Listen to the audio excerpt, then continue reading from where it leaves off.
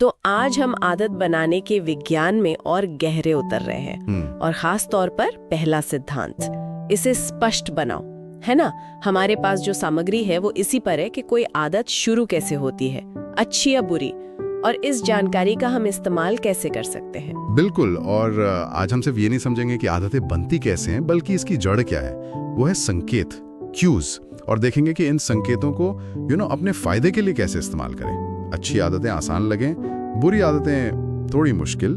हाँ, और जो बात मुझे वाकई दिलचस्प लगी इसमें वो ये कि हम सारा क्रेडिट इच्छा शक्ति मतलब विल पावर या मोटिवेशन को देते हैं, लेकिन ये सोर्सेज इशारा कर रहे हैं कि शायद असली खिलाड़ी हमारा माहौल है, हमारा एनवायरनमेंट। तो चलिए इसी को समझते हैं।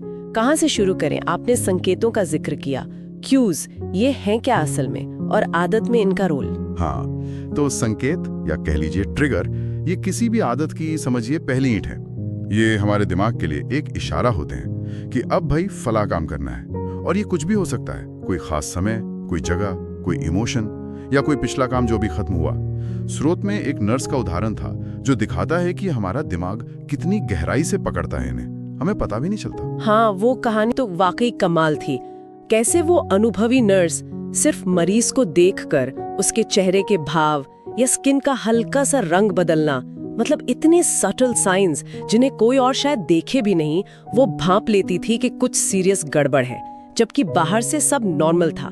ये अद्भुत है कि हमारा दिमाग कैसे पैटर्न पहचानता है सबकॉन्शियसली। बिल्कुल, और ये सिर्फ नर्सेज या डॉक्टर्स की बात नहीं है, हम सब ऐसा करते हैं अनजाने में। जब बार बार किसी खास संकेत के बाद हम कोई काम करते हैं तो दिमाग में एक मजबूत कनेक्शन बन जाता है, एक न्यूरल पाथवे।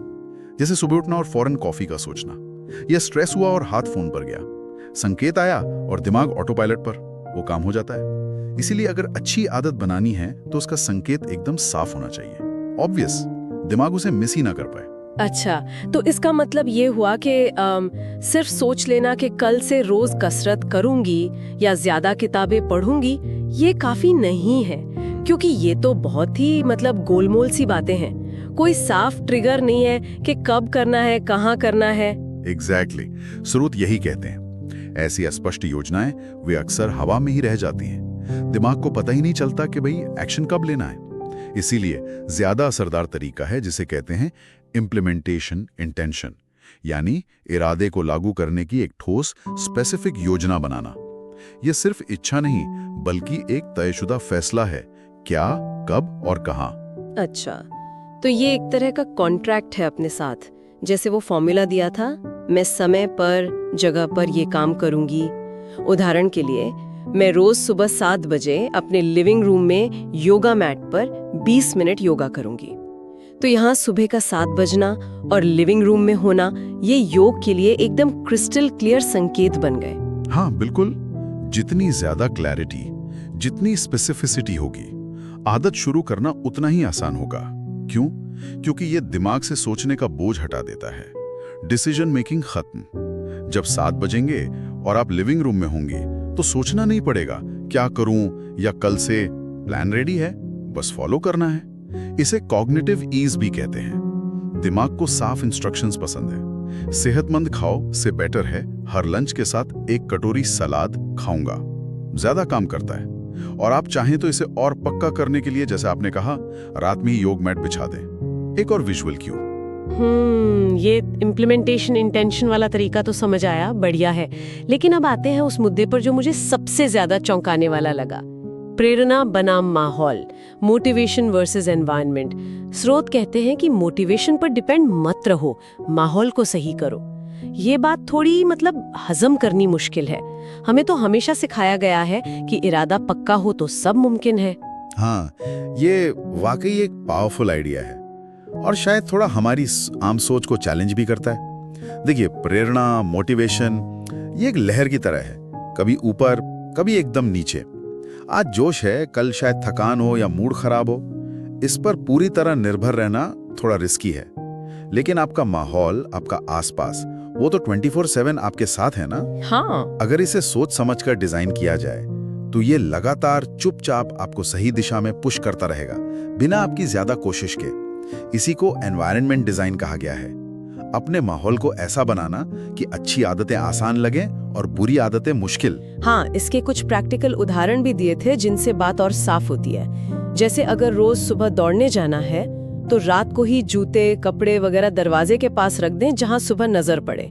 ये एक मजबूत विजुअल क्यू बन गया। बिल्कुल। या अगर फल ज्यादा खाने हैं तो उन्हें फ्रिज में छुपाने के बजाय डाइनिंग टेबल पर रखें सामने। पानी ज्यादा पीना है, अपनी पानी की बोतल हमेशा डेस्क पर नजर के सामने रखें। ये छोटे छोटे बदलाव हैं, पर ये माहौल को आपके हक में कर देते हैं। और बुरी आदतों के लिए ठीक इसका उल्टा। यहाँ मकसद है उस संकेत को ही रास्ते से हटा देना या उसे अदृश्य बना देना, पहुंच से दूर, जो उस बुरी आदत को ट्रिगर करता है। मान लीजिए टीवी देखने की आदत कम करनी है। हाँ। तो सबसे आसान, टीवी देखने के बाद रिमोट को किसी दराज में डाल दें, या और अच्छा दूसरे कमरे में। अगली बार जब मन करेगा तो रिमोट सामने नहीं होगा, एक रुकावट आ गई, एक फ्रिक्शन। हो सकता है आप आलस कर जाएं, टीवी ना देखें। अच्छा। मीठा खाने की आदत कम करनी है, घर में बिस्किट, चॉकलेट रखना बंद कर दें। हाँ। संकेत ही गायब, तो आदत ट्रिगर कैसे होगी? मुश्किल हो जाएगा। इसे कहते हैं संकेत को अदृश्य बनाना। लेकिन क्या ये हमेशा इतना सीधा होता है? मतलब मान लीजिए किसी की कोई आदत बहुत पुरानी है, बहुत गहरी, जैसे स्मोकिंग या सोशल मीडिया का बहुत ज्यादा इस्तेमाल। क्या सिर्फ सिगरेट छुपाने या फोन दूर रखने से आदत छूट जाएगी? स्रोत क्या कहते हैं इस बारे में? देखिए, ये बहुत वाजिब सवाल है, और स्रोत ये नहीं कहते कि सिर्फ माहौल बदलने से हर लत, हर एडिक्शन तुरंत छूट जाएगा। आदतें कॉम्प्लेक्स होती हैं, खासकर एडिक्शंस। लेकिन वो इस बात पर बहुत जोर देते हैं कि माहौल को कंट्रोल करना पहला और सबसे शक्तिशाली कदम है। ये आदत को शुरू करना ही मुश्किल बना देता है। जब क्यों नजर नहीं आएगा या उस तक पहुंचना मुश्किल होगा, तो आदत में पड़ने के चांसेस कम हो जाते हैं। ये आपकी विल पावर पर जो बोझ पड़ता है ना, उसको कम करता है। हो सकता है गहरी आदतों के लिए और भी स्ट्रेटेजीज लगानी पड़े, पर माहौल को ठीक करना वो हमेशा एक बेसिक और बहुत असरदार शुरुआत है। और यही बात सेल्फ कंट्रोल पर भी लागू होती है ना? आत्मनियंत्रण। हम अक्सर उन लोगों को देखते हैं जो बड़े अनुशासित लगते हैं और सोचते हैं, वाह क्या गजब की विल पावर है इनमें। केक सामने रखा है पर खुद को रोक लेते हैं, सुबह 5 बजे उठकर कसरत कर लेते हैं। हाँ, ये आम धारणा है, कॉमन परसेप्शन। लेकिन स्रोत एक अलग ही कहानी बताते हैं, जो ज्यादा रियलिस्टिक लगती है। उनके मुताबिक जिन लोगों में हमें हाई सेल्फ कंट्रोल दिखता है, वो असल में हर पल अपनी विल पावर से लड़ नहीं रहे होते, प्रलोभनों से जूझ नहीं रहे होते, बल्कि वो ज्यादा स्मार्ट होते हैं। वो अपने माहौल को ही ऐसे मैनेज करते हैं कि उन्हें प्रलोभनों का, टेम्पटेशंस का सामना ही कम करना पड़े। वो उन सिचुएशन से बचते हैं जहां उनकी विल पावर टेस्ट हो। मतलब वो विल पावर का इस्तेमाल टेम्पटेशन से लड़ने में नहीं, बल्कि टेम्पटेशन वाले माहौल से बचने के लिए करते हैं। तो मतलब ये हुआ कि जिसे हम सेल्फ कंट्रोल समझते हैं, वो असल में विल पावर का शो ऑफ कम और माहौल के स्मार्ट मैनेजमेंट का नतीजा ज्यादा है। जैसे वो इंसान जो रोज जिम जाता है, शायद इसलिए नहीं कि उसकी विल पावर बहुत मजबूत है, बल्कि इसलिए कि उसने जिम घर के पास चुना है, दोस्त के साथ जाने का प्लान बनाया है, कपड़े पहले से तैयार रखे, उसने सारी रुकावटें हटा दी। हाँ बिल्कुल। और वो जो मीठा नहीं खाता, शायद इसलिए नहीं कि देखकर कंट्रोल कर लेता है, बल्कि इसलिए कि घर में मीठा है ही नहीं। बिल्कुल सही। देखिए, टेम्पटेशन से लगातार लड़ना दिमाग के लिए बहुत थकाने वाला काम है, एग्जॉस्टिंग है। विल पावर एक मसल की तरह है, यूज करने पे थक जाती है, ये लिमिटेड रिसोर्स है। तो सबसे समझदारी की स्ट्रैटेजी क्या हुई? इसे बचाओ, ऐसा माहौल बनाओ जहां विल पावर की जरूरत ही कम से कम पड़े। इसीलिए जो लोग सबसे ज्यादा अनुशासित या सेल्फ कंट्रोल्ड लगते हैं ना, वे शायद अपनी विल पावर का सबसे कम इस्तेमाल कर रहे होते हैं, क्योंकि उन्होंने माहौल को ही अपना सबसे बड़ा साथी बना लिया है। अरे वाह, ये तो सोचने का पूरा नजरिया ही बदल देता है।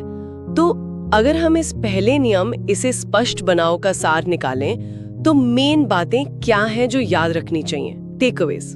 हाँ, तो इस पहले नियम के जो मुख्य सबक हैं स्रोत के हिसाब से, वो ये है। पहला, हर आदत एक संकेत, एक क्यू या ट्रिगर से शुरू होती है। ये दिमाग को बताता है कि अब क्या करना है, तो इन संकेतों को पहचानना पहला स्टेप है। दूसरा, अच्छी आदतें बनानी है तो उनके संकेतों को एकदम स्पष्ट, ऑब्वियस, सामने दिखने वाला, विजिबल और ध्यान खींचने वाला, अटेंशन ग्रैबिंग बनाओ। इंप्लीमेंटेशन इंटेंशन इसमें मदद करता है। तीसरा, बुरी आदतें तोड़नी है तो उनके संकेतों को अदृश्य, छुपा हुआ या उन तक पहुंचना मुश्किल बना दो। संकेत को रास्ते से हटाना बेस्ट है। चौथा, मोटिवेशन आता जाता रहता है, लेकिन माहौल लगातार असर डालता है। तो माहौल को सोच समझ के डिजाइन करना अक्सर मोटिवेशन बढ़ाने से ज्यादा पावरफुल है। और पांचवा, असली सेल्फ कंट्रोल का राज मजबूत विल पावर में नहीं है, बल्कि माहौल को ऐसे कंट्रोल करने में है कि टेम्पटेशन का सामना ही कम से कम करना पड़े। ये एनवायरनमेंट मैनेजमेंट की कला है। तो ये थी हमारी चर्चा आदत बनाने के पहले और शायद सबसे बुनियादी नियम पर, संकेतों को स्पष्ट बनाने पर। ये समझना कि कैसे हमारा कमरा, डेस्क, फोन, हमारा पूरा माहौल अनजाने में ही हमारी आदतों को शेप दे रहा है, ये काफी आंखें खोलने वाला है। ये दिखाता है कि बड़े बदलाव के लिए हमेशा अंदरूनी लड़ाई की जरूरत नहीं, कभी-कभी बाहर के छोटे बदलाव भी कमाल कर सकते हैं। बिल्कुल। अक्सर हम सोचते हैं कि आदतें बदलने के लिए हमें अंदर से बदलना होगा, अपनी विल पावर बढ़ानी होगी। लेकिन ये चर्चा दिखाती है कि बाहरी दुनिया, हमारा माहौल को बदलना भी उतना ही जरूरी है, शायद उससे भी ज्यादा। व्यवहार बदलने की चाबी अक्सर बाहर है, उन चीजों को बदलने में जो हमारे कंट्रोल में है। ये आदतों को आसान या मुश्किल बनाने का एक सीधा, प्रैक्टिकल और अक्सर नजरअंदाज किया जाने वाला तरीका है। और इसी सोच के साथ हम अपने सुनने वालों के लिए एक सवाल छोड़ जाते हैं जिस पर वो सोच सकते हैं। अपने रोजमर्रा के जीवन को देखिए, ऐसे कौन से छोटे, लगभग अदृश्य से संकेत है? शायद फोन पर बार बार जलने वाली वो नोटिफिकेशन लाइट, किचन काउंटर पर रखा वो कुकी जार, या सोफे के पास पड़ा वो टीवी रिमोट। कौन से ऐसे संकेत हैं जो चुपचाप, बिना आपको पता चले, आपकी आदतों को दिशा दे रहे हैं? इन छिपे हुए ट्रिगर्स को पहचानना शायद यही उस बदलाव की शुरुआत हो जिसे आप लाना चाहते हैं।